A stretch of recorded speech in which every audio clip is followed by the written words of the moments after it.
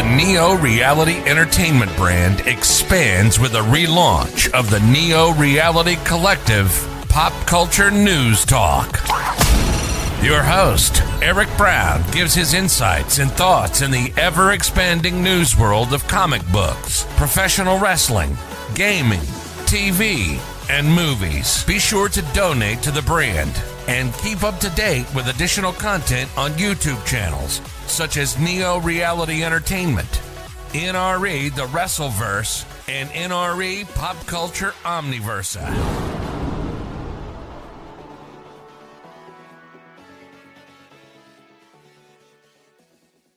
Today's edition of Neo Reality Collective is brought to you by Anchor.fm, a free distribution service podcasting hosting platform that allows you to record your podcast on your phone or computer. Anchor will distribute your podcast for you so it can be heard on Spotify, Apple Podcasts, Google Podcasts, and so much more. You can even make money from your podcast with no minimum listenership. It's everything you need to make a podcast in one place. Download the free Anchor.fm app or go to Anchor.fm to get started today. Thank you and enjoy the episode. Welcome everyone to Neo Reality Collective Pop Culture News Talk. And we're back, and right before I would start recording this, something broke news that I had to wait for more details to come out. Kingdom Hearts 4 has been officially declared. Yay! On the franchise's 20th anniversary, they finally announced Kingdom Hearts 4, Kingdom Hearts Missing Link, and some other projects relating to it. But Kingdom Hearts 4 is the big thing that everyone was talking about at the end of all this. And the trailer was now going towards saying that this is now the Lost Masters arc, featuring, the Lost Master, who is the key to everything, essentially. And then with narration styling saying, if this isn't the ending you desired, if it brings you despair, then leave this world for another, which begins in the forest, then transitions to a large city, featuring tons and tons of people of our reality. So this leads me to think that, you're in a city that's our world, but it's called Quaterim. I think. I can't pronounce it. But there is Sora with this new look to him that feels a more realistic look for him, which, okay, so I'm not saying that that's going to be his entire look for the game.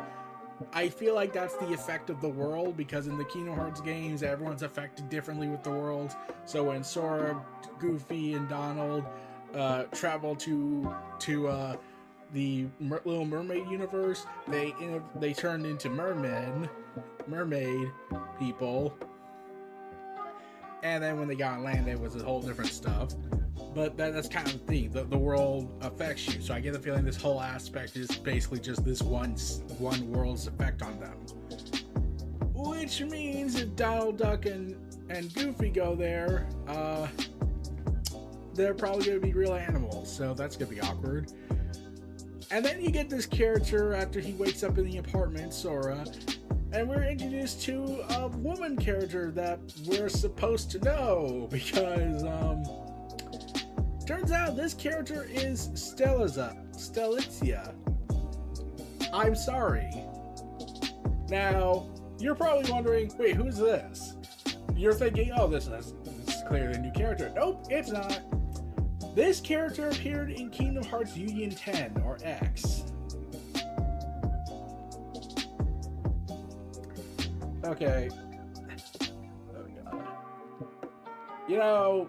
I just got done watching Linkar's review of Dark Knight's Metal. And I have a question I want to ask.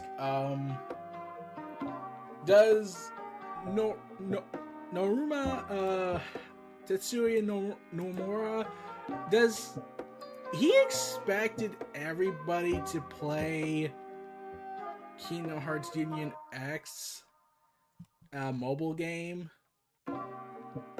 Yeah, that's honestly the biggest, that's like a massive issue with Kingdom Hearts.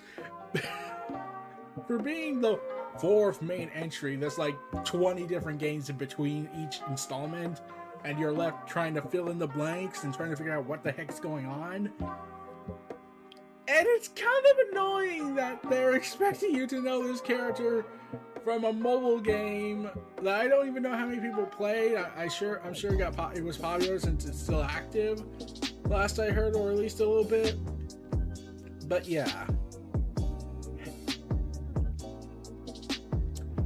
The continuity stuff is so overtly complicated for what is supposed to be this concept of light and darkness, but no, we gotta make it everything complicated. And for some reason, we don't explain why certain characters don't age after a certain point. They're still at their certain age they were at. Like Ventus, he's sleeping, and he's still sleeping in the same physical form, and we're never getting an explanation of why. And then we got this other character who's wandering in the darkness. She's never explained why she evolved, why she doesn't age up. Terra at least could say, well, he wasn't his body and there was magic involved. Also, you don't have to explain it according to the internet, probably. But like the other two, it's like, wait, then how come they don't age? In fact, now that I think about it, when does the aging process stop? Is Kairi, Sora, and Riku all gonna stop at a certain age? Is this supposed to be meta commentary for like cartoons and whatnot, and how a lot of them live forever while they go through different designs? So yeah, everything is all peaceful. Then the Heartless comes and a massive creature of it, reminiscing of the first game trailer that all those years ago. And I actually like this scene because it's doing something that really I felt like the other games were lacking up until at least 2. We see the human element of the Kingdom Hearts universe. Like, we actually see innocent people who have nothing to do with this being attacked, being destroyed, being victimized by the Heartless, and all the crazy shenanigans that involve them. And we finally get human elements into this. We actually get an environment with people around who are just innocent bystanders trying to just survive. And now I'm wondering, do anyone ask, which always led to this question I've had, why doesn't no one just ask what the heck is going on? Or ask, wait, why is that kid fighting Heartless? Why do we not have a military? Are we just inept? Yeah. Then Sora's doing his usual stuff and having his weapon be a Keyblade being a grappling hook. But then, as he battles the giant creature, Donald and Goofy appear at the end, and they look to be on the search for someone, and saying, I wonder where he is. Hey, just where do you think you're going? Then they scream, and then cuts to black with the phrase, magic in the making. Yeah.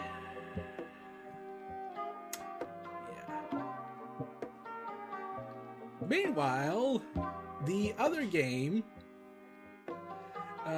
Kingdom Hearts Missing Link, is a new Android iOS game that features 3D action familiar to the mainline series, and closed beta test planned for later 2022, and is set in the realm of Scala at Kailum, and will allow players to engage in exhilarating battles against the Heartless and discover a new original story. And let me add, my meta commentary to this is also going to involve a ton of backstory that will ultimately be part of the main numbers, but we'll be told never to be told about this. So, Ezra Miller and Will Smith have been having pretty bad runs for them, and have had pretty bad runs for themselves in this year so far. Ezra Miller, they went ahead, this is when I finally discovered Ezra Miller was actually non-binary and whatnot.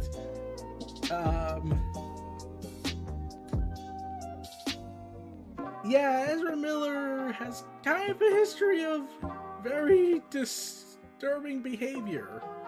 Like, they choked someone at an event, and they also were recently arrested for disorderly conduct and harassment. And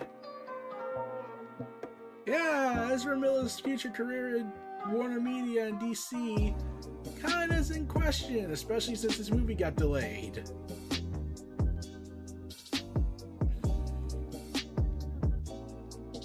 Oh dear. So, yeah.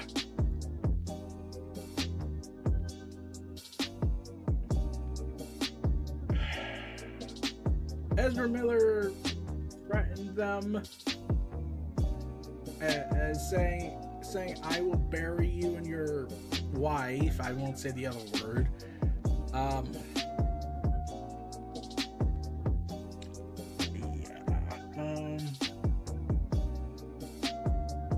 There's a lot about them when it comes to their behavior.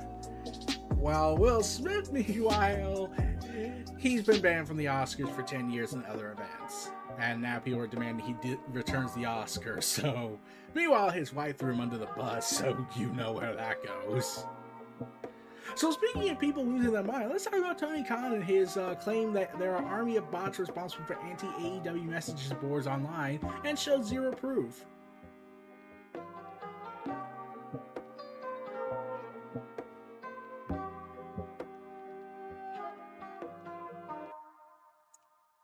Yeah. Oh god. I don't even know what prompted this. Like, it was going good at that day, and then all of a sudden he just snaps. Like, is he, like... Okay, but, like, he doesn't give proof. He doesn't give out a link to go where it says this in order to prove what he's saying is true or accurate. But, allow me to point this out. Would it surprise me that there are bots being used? No, like, I'm not surprised. Tribalism is very dangerous in wrestling for both companies, and really I wouldn't be surprised if that was the case. But he seems to insinuate who would pay for such a wildly expensive thing. Except I think people can easily make a bot quickly. And like, even Twitter made a feature where they have automated accounts. So if he's trying to paint the idea that Vince is doing it, which, okay, I could believe that if you give me more evidence. Like, I can imagine Vince being vindictive enough to do that if he hired someone to do that, since I'm pretty sure that guy doesn't even know how to use the internet half the time. But this was yet another dilemma of, oh my god, Tony Khan, what is with you, man? And people go ahead and point out that if Vince did this, there would be bloodbath. And probably so with the tribalist side. I would just be wondering, I'd just be saying, well, Vince finally admitted he's gone crazy, so there's that. Yeah, I'd probably just be in dull surprise.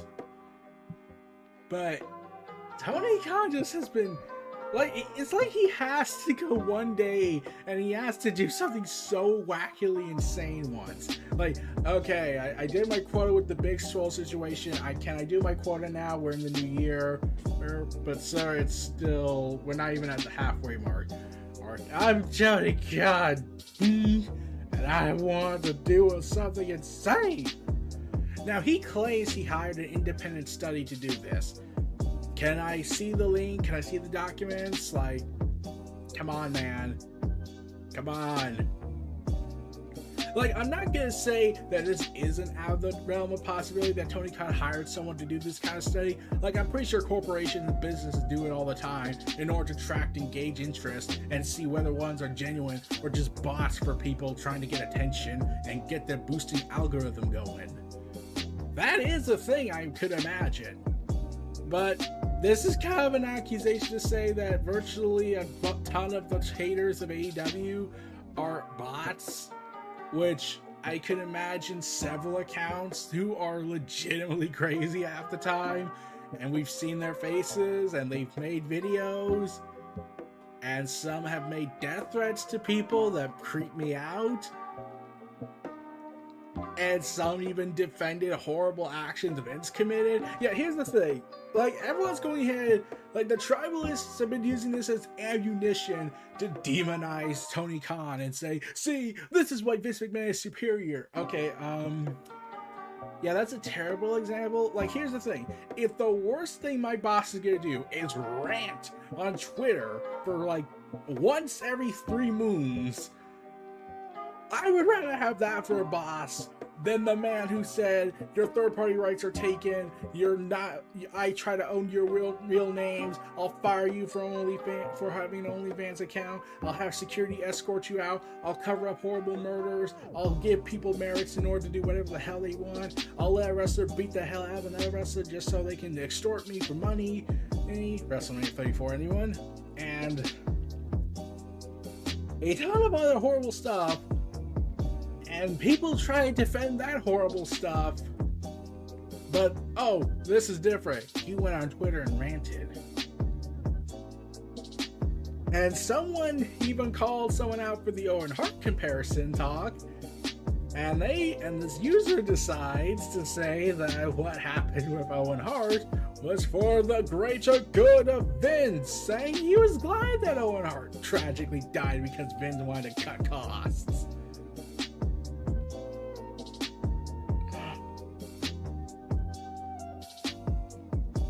Yeah, we're probably gonna not make it through this, are we?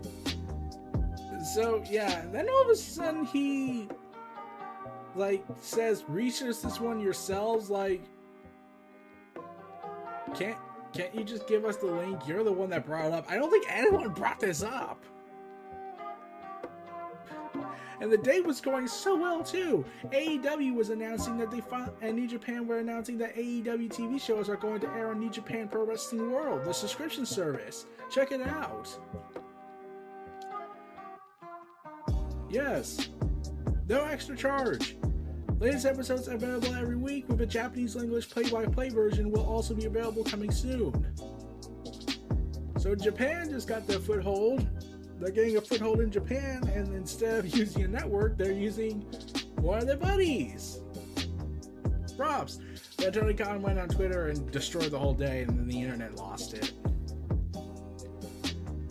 So Avengers, X-Men, and Eternals Judgment Day, AXE, as it's also called, Judgment Day, has another tie-in issues event of their comics. Now, tie-ins are always going to be a thing, right? Comic books do that all the time. This is written by the same writer of the event itself. Okay. If that is indeed the case, if Kieron Gillen is going to write a tie-in book series called Death to Mutants.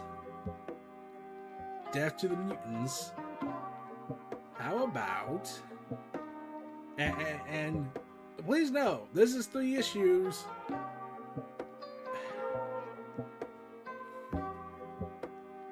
I'm just... Gillian said this. What an unfriendly title, yeah. Imagine how ugly it sounds when it's on the lips of people you once considered your friends of a million years. Gillian tells Comic Book. Death to the Mutants is what the mainstream Eternal Society is doing to trying to crush the mutant flowers of Krakoa, while our heroic Eternals try to work out what the hell they can do about it. Yeah. So... yeah, but kind of in this situation where I'm just like, is this going to be important? If so, why is this not part of the actual story? Like, if you have enough time to write Immortal X-Men, Eternals, Death to the Mutants, and Judgment Day itself, which I must stress, are all written by Gillian, why can't it just be part of the main event if it's going to give away critical stuff? Like, we don't know yet. We'll probably see in the coming months, but still. So, as that goes on, back on the AEW front, Tony Khan went on an interview with ESPN and said that Blood and Guts 2 could be on the agenda this summer. My So get ready for that. But I'm hoping it's the Blackpool Combat Club doing the Blood and Guts event. That makes sense for them. Meanwhile, another event comes out for Dark Crisis, a Jonathan Kent being Super Robin. Yeah, that's the thing. And let's see, this involves a bit of the tie-ins about just showing different events. Yeah, this is a story basically saying imagine a world in which Jonathan Kent, Superman, wasn't rapidly aged to the young adult he is now. Oh, so imagine if Brian Michael Bendis didn't take over Superman, but instead matured normally and served as a Robin-like sidekick to his father. That is apparently the presence saying Dark Crisis Worlds Without Justice League Superman #1, a DC July one-shot special that will serve as a tie-in to writer Joshua Williamson's Death of the Justice League and subsequent Dark Crisis 7-issue event series. So you're probably wondering, who's writing this story? It's Tom King. Now, I'm not saying Tom King is bad. In fact, this might actually be good for him. He can write an in-continuity story, a part of the greater multiverse, but one that's not built off of decades of continuity, you know, like Heroes in Crisis. And we all know how that worked out.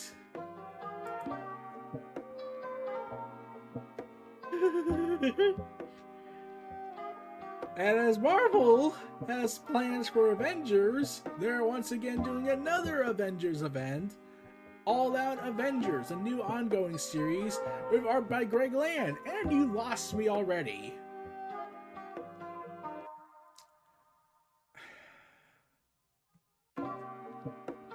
What? Why?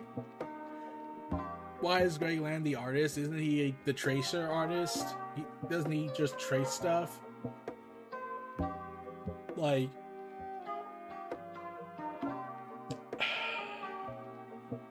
I don't know. I don't think this is gonna work out. Meanwhile, we finally get a resolution storyline for Avengers 1,000,000 BC. That concept that Jason Aaron created for his Avengers run is going to be an oversized one-shot that will reveal the dark secrets of the Marvel Universe, because we have to keep selling that. And yeah, one of the big events of this story is relating to Thor and his mom, the Phoenix Force.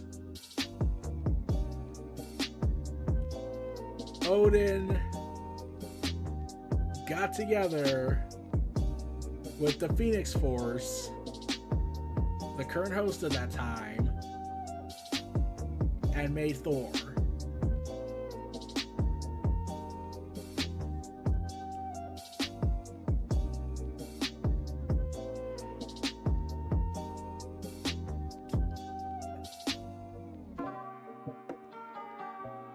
I've had mixed feelings about that when I first heard about that style idea.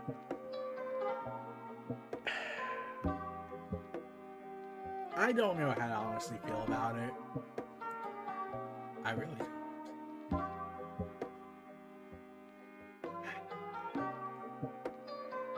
Like, it's just this weird concept. Like, I could imagine the current host of the Phoenix Force being with Odin, but being the mother of Thor, like they did establish in previous stories decades prior that the mother we see in the Marvel Cinematic Universe isn't actually Thor's mother in the comic book stuff. She's like the stepmother or something.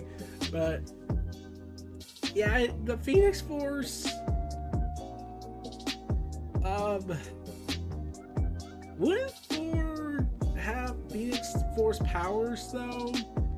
And this retcon also kind of doesn't make sense when you think about it longer for like Avengers versus X-Men. It doesn't even explain the Phoenix Saga, because where was Thor during this event? Like, Yeah, you see the problem here? This retcon kind of contradicts like a ton of stories where Thor was involved or Thor was alive at the time, and the Phoenix Force never said, oh, by the way, let me go see my son. Like, was that supposed to be a dark secret? I'm like, they never bring it up because the story never came up with that idea at the time, but yeah, it's weird.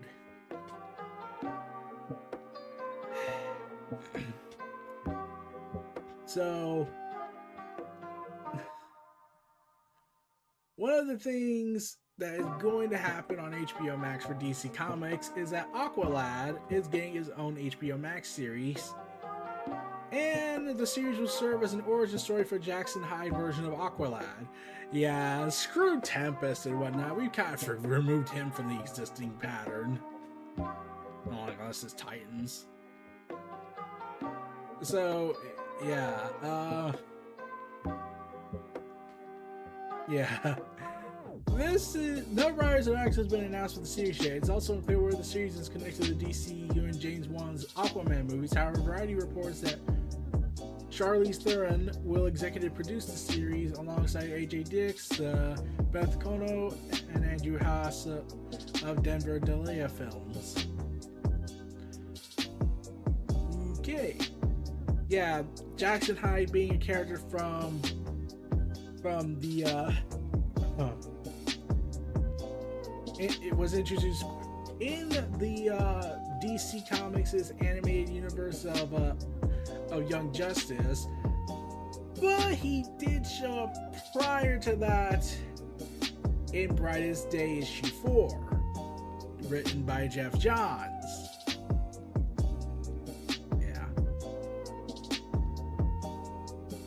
And we haven't seen Garth. We don't know if he's still alive at this point. Like, last I heard he was in the UN, but that's beside the point. Okay. Meanwhile, the Halo Infinite Season 2 is finally coming out next month, and will add new maps, modes, and events. Yay! Called Lone Wolves. Too bad,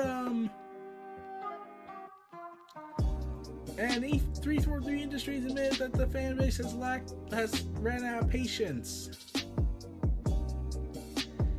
We understand the community is simply out of patience, and frankly, I think I'm understandably tired of words. We just need some time for the team to get the details sorted, and then we can certainly share as much as we can.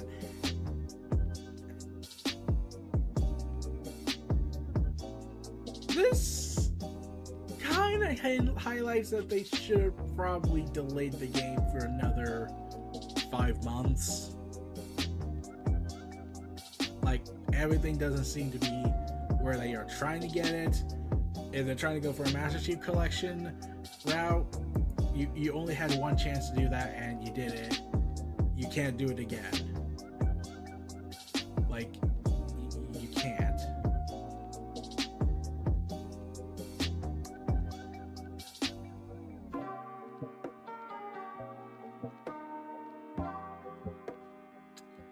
So, moving on. Captain America #1 original first ever issue of Captain America sold for a record-breaking $3.1 million. And that is including the buyer's premium. So it's now one of the most expensive comic books of all time. It was only outsold by 2 others. A copy of Amazing Fantasy #15, which is the first appearance of Spider-Man, which sold for $3.6 million. And a copy of Action Comics #1, the first appearance of Superman in 2014, for $3.2 million. Thus highlighting that Spider-Man is clearly better than Superman. Sadly, Marvel doesn't like Spider-Man, so that's a complicated relationship.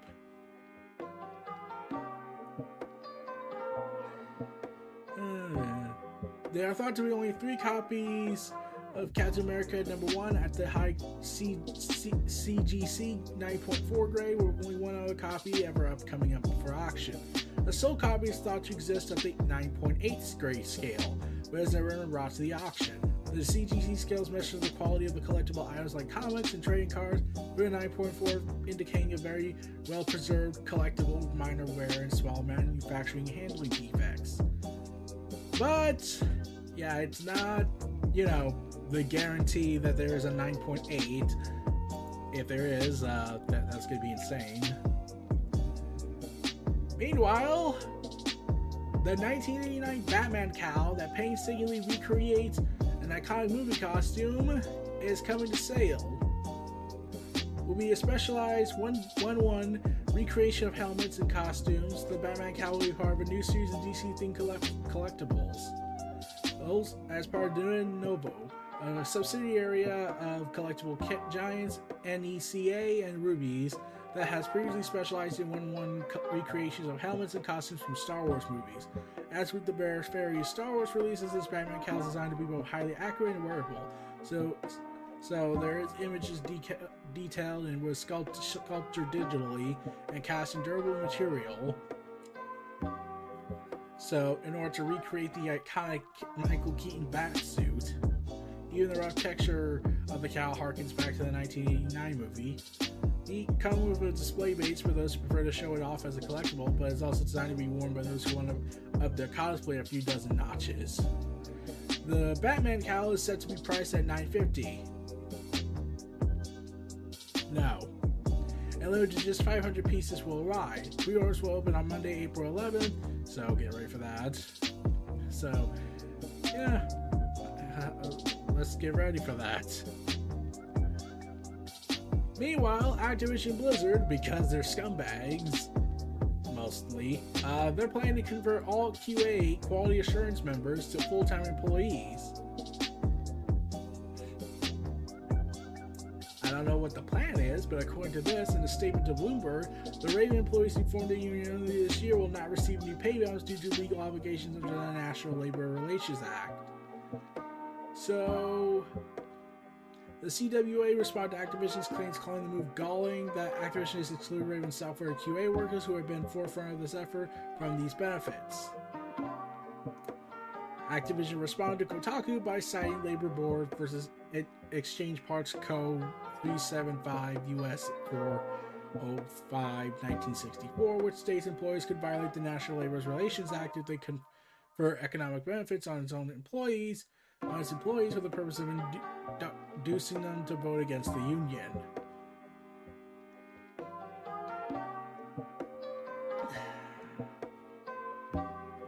So, fuck you. That's basically the vibe. Like,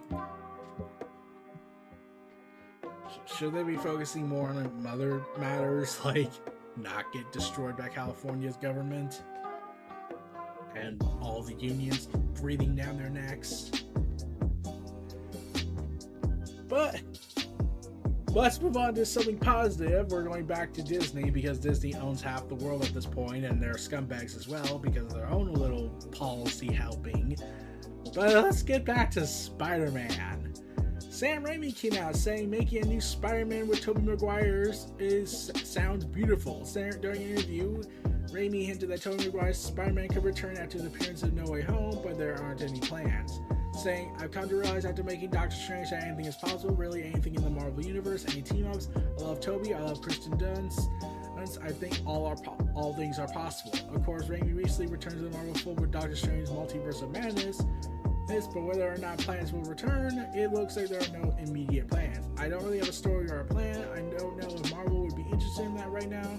I don't know what their thoughts about that are. I haven't really pursued it, but it sounds beautiful. Even if it wasn't a Spider-Man movie, I'd love to work with Toby Maguire again in a different role. So, yeah. Sane.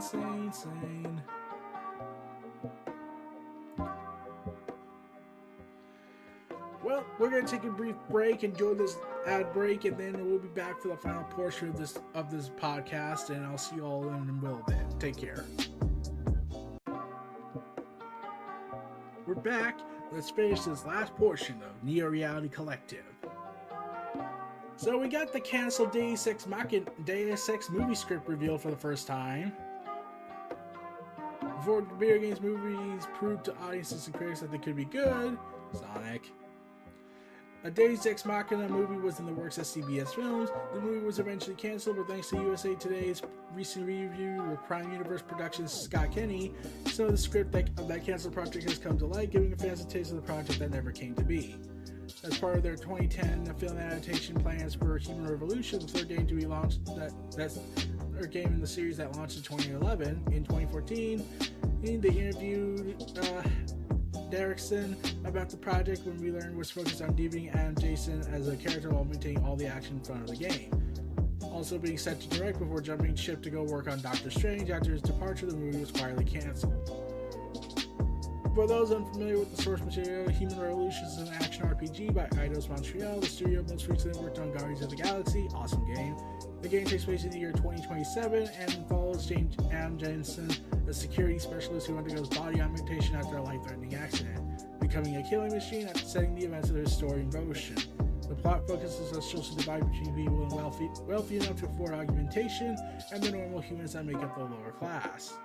So just remember, everybody, in 5 years we will have augmentation technology infused into our bodies.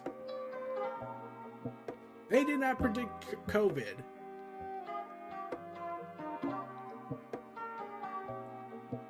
The parts of the revealed script go over Jensen's initial aversion to augmentation, conversation with his girlfriend, Dr. Megan Reed, an attack on the Safari building. After Jensen's awakened, the story follows the game's plot very closely as the corruption is exposed, the augmented lose their minds, and then the heroes put an end to it. The action scenes described aren't afraid to be violent, with reports saying mechanical parts are illegally torn from augmented character bodies.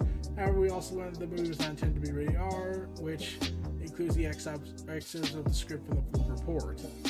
While Deus Ex franchise may never hit the big screen, they can check out any other content according to IGN because they want to promote that stuff.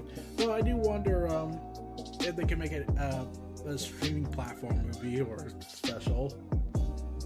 Come on, you know they're going to do that. Content is king. So in a surprise announcement, Remedy announced that they will be working with Rockstar under a new publishing agreement to remake the first 2 Max Payne games for PC, Xbox Series X and S, and PlayStation 5. Remedy will handle the development while Rockstar will finance it, which will be in line with a typical Remedy AAA game production. The Max Payne remakes will also be developed on Remedy's Northlight game engine, the same engine used to develop Control and the upcoming Alan Wake 2. So, yeah. Saying Rockstar founder Sam Houser saying, "We were thrilled when our longtime friends at Remedy approached us about remaking the original Max Payne games. We are massive fans of the work the Remedy team created over the years, and we can't wait to play these new versions." CEO of Remedy said, "Max Payne has always held a special place in the heart of everyone at Remedy. We know the millions of fans worldwide would feel the same." Adding on to that, saying that the team is excited to bring the story, action, and atmosphere of the original Max Payne games to the new ways. So this sounds more like a full remake instead of like, well, the original versions. Get ready for that insanity. Like, I never played Max Payne. I was trying to get, I think I did try to play it once, like 20 years ago, so I don't remember.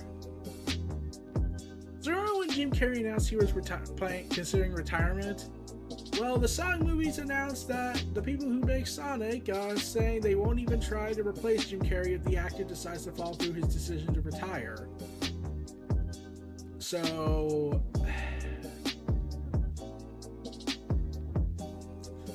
I got a question. How do you tell a story about...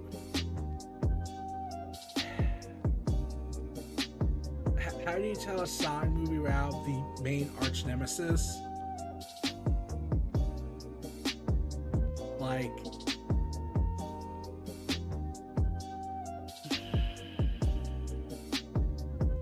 How do you tell a Sonic movie without Dr. Robotnik?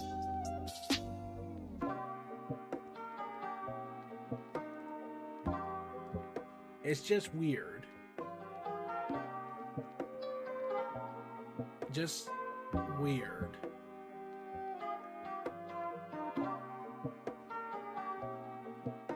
But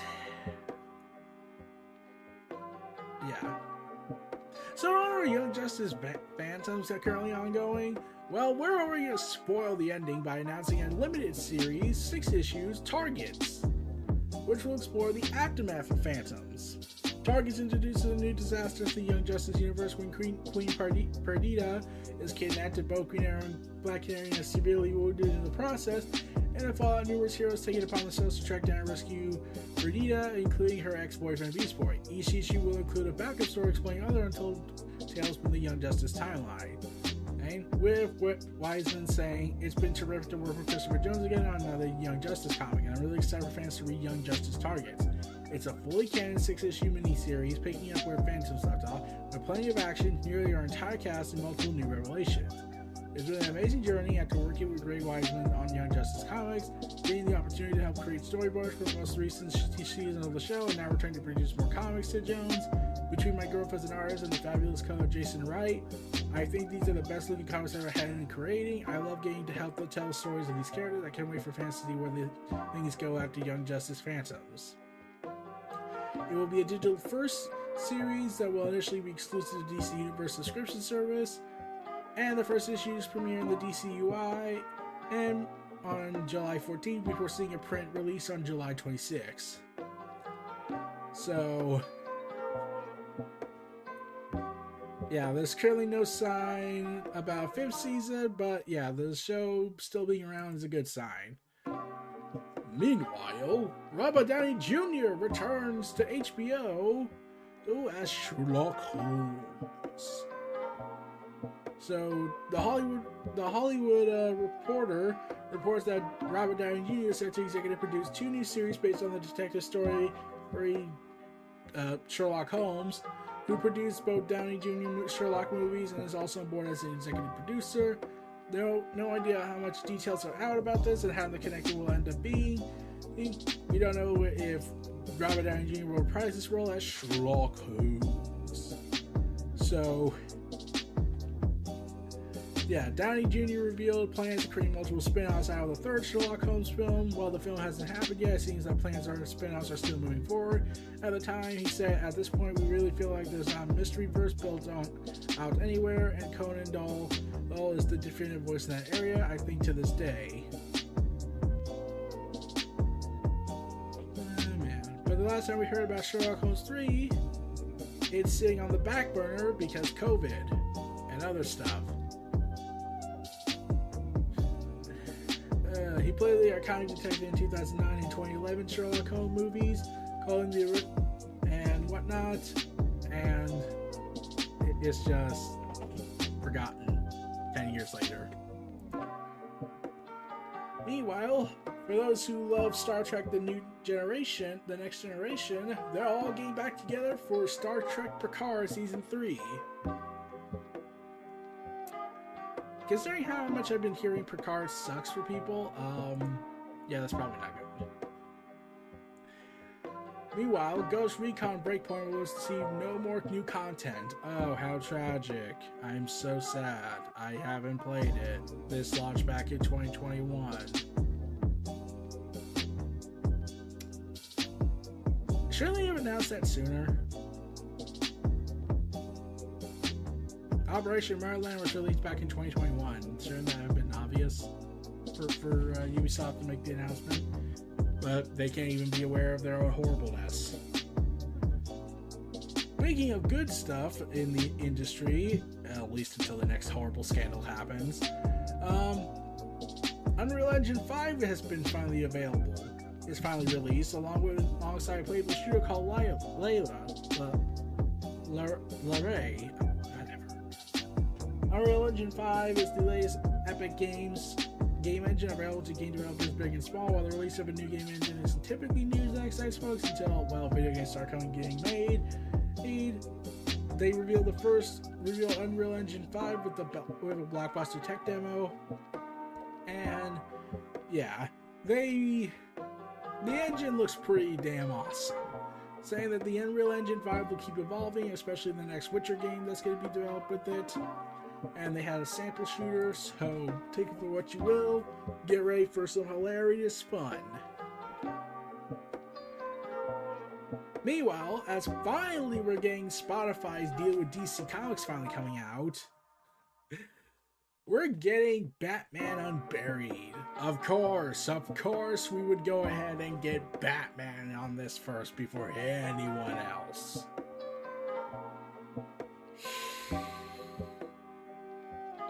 But this will be a narrative-led show by David S. Goyer, screenwriter of Batman Begins, The Dark Knight, Batman v Superman. Also did some stuff with Jeff Johns, and kind of is the reason Jeff Johns is where he's at now, so to give that what you will. And will feature the Marvel Cinematic Universe's Winston Duke as Bruce Wayne. The show will lean into the psychological side of Batman as it promises to dive in the mind of Bruce Wayne as he must face and overcome his internal demons. Franchise stables will also make an appearance, including a number of classic Batman villains and locations within Gotham. It will be released in many different languages, made specifically with the local talent board versions of Brazil, France, Germany, India, Indonesia, Italy, Japan, and Mexico, alongside the original English version. Podcast announced back in 2020 and was originally meant to debut the following year. Then the hell happened and whatnot, and we've been living in it ever since.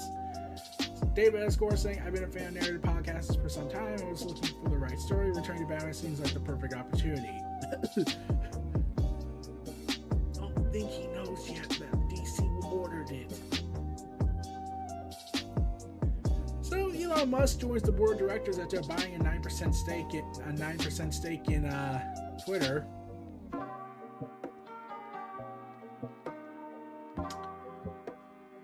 And right around that time, Twitter finally announced we're working on an edit button.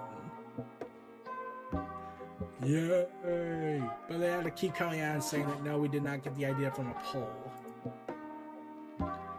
Oh well. Meanwhile, Jason Momoa is set to write, star, and executive produce Chief of War, a new limited series for Apple TV Plus that will delve into the history of Hawaii, specifically the war and colonization of the once former country. So, yeah. According to Deadline, the project marks the first time Jason Momoa, who is of Hawaiian descent, has written for television. He joined forces with Thomas Paz Stibit to pen the script for the historical drama, which will follow the epic and unprecedented telling of the unification and colonization of Hawaii from an indigenous point of view, across the series' 8 episodes. Who's also starring in the movie will serve as executive producer. The duo will be joined by several other producers, and they're currently having negotiations with Justin Joan to currently negotiate to direct the first 2 episodes. So this is after following his recent turn in the post-apocalyptic drama C, which takes place in a world where most of humanity has been wiped out by a virus, and those who have survived are now blind. And yeah. Meanwhile, Guardians of the Galaxy 3, the movie that hasn't come out yet, it's broken a world record with its prosthetics. Saying, I just heard from our makeup folks at Legacy FX that yesterday Guardians of the Galaxy 3 officially passed the world record for the most makeup appliances created for a single production, surpassing the Grinch. Congrats, guys. Thanks for keeping practical effects alive. Oh god, Star Wars is gonna be pissed. So, yeah. So, I'm curious to know what's gonna happen. Meanwhile, David Attenborough and Hans Zimmerman is joining Apple TV's dinosaur documentary called Prehistoric Planet. Okay, history about the dinosaurs with awesome music. Last but not least, Morbius. Jared Leto's method acting process included 45-minute bathroom breaks.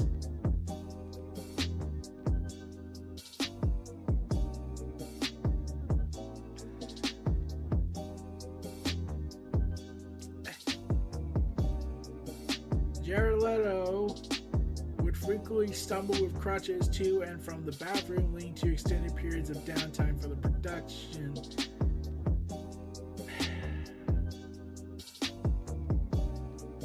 It wasn't worth it, man. It wasn't worth it in the end. It just wasn't. Well, that's it for our podcast this week. Tune in next time. So I'm going to give you this last ad and outro. We'll see you all again next time. This was your host, Eric Brown of Neo Reality Entertainment. Feel free to check out my other content and be sure to review, rate, and comment on this podcast and what you thought about it. Take care and have a good day.